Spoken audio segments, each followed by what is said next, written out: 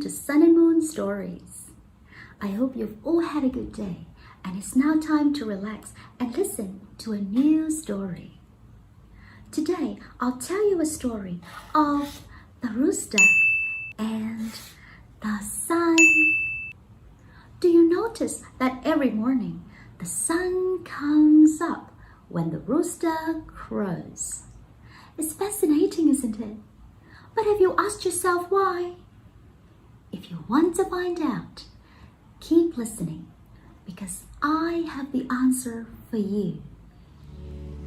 A long, long time ago, the earth, the trees, and the ocean were still young.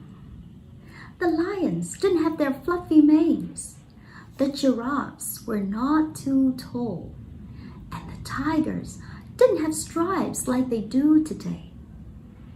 But the most important thing was there were more than one sun in the sky. Can you guess how many suns there were? 2? No. 4? No. 7? No.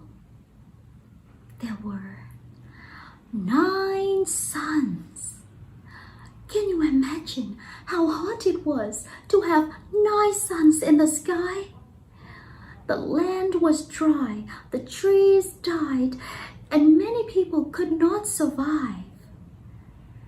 The people knew that they needed to do something, so they got together and they thought and they thought and they thought. And then they talked and they talked and they talked until finally they agreed on a plan. They asked the best archer to shoot the suns down from the sky. And the archer was happy to do it. Early the next morning, the archer was already waiting on top of the mountain. His bow and arrows were ready.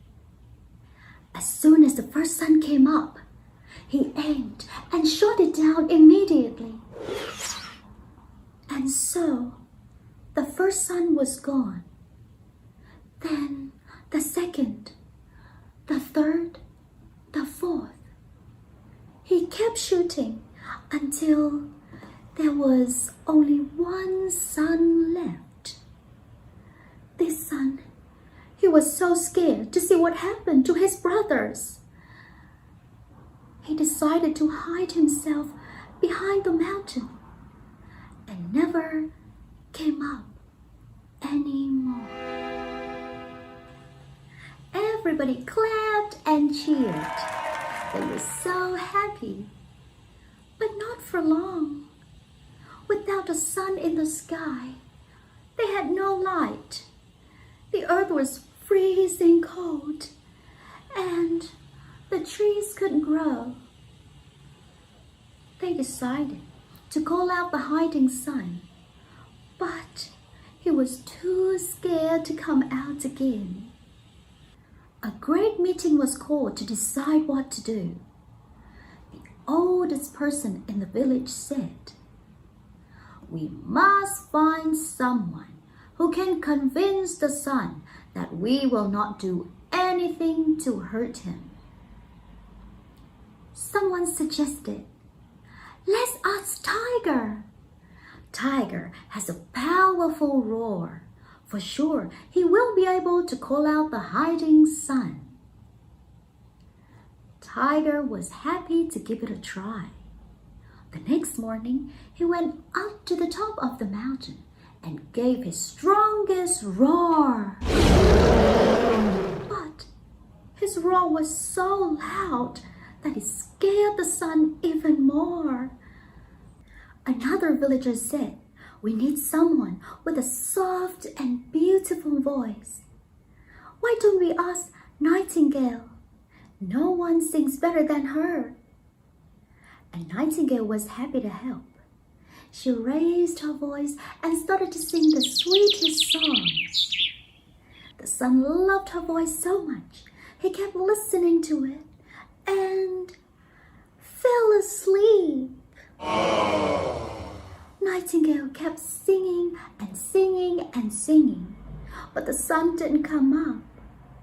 At last, she had to give up because she was too tired.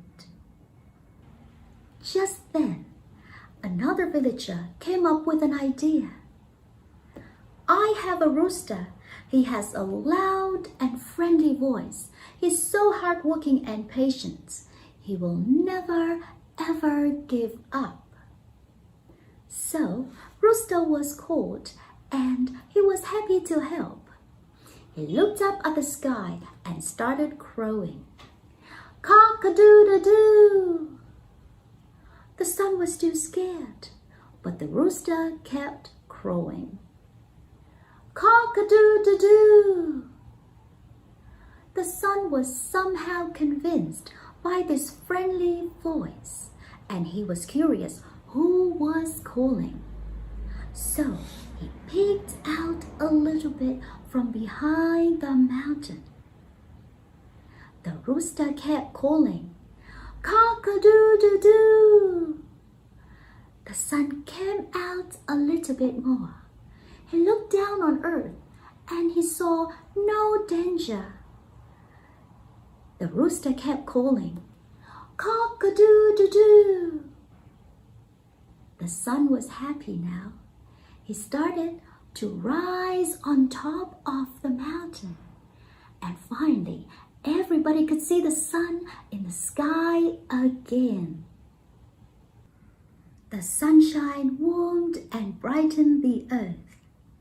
Everybody was so happy. And from then on, everyone lived happily under the sun. The rooster and the sun became good friends until today. And that is why every morning, when the rooster crows, the sun will start to shine. Little suns and moons, now you know why the sun comes up when the rooster crows. And don't forget to subscribe to my channel. Thank you and see you next time.